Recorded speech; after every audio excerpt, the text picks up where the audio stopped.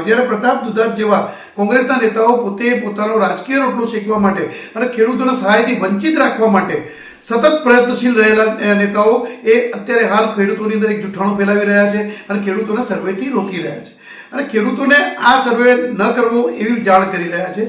પણ મારે પ્રતાપ દુધાતજીને પૂછવાનું છે કે જે જગ્યાએ આજે વરસાદ પડ્યો છે, જે જગ્યાએ વ્યક્તિઓ પહોંચી શકતા નથી બહારના, એ જગ્યાએ ખેડૂત તો પોતે પોતાના ખેતરમાં ચકાસવા તો જવાનું જ છે.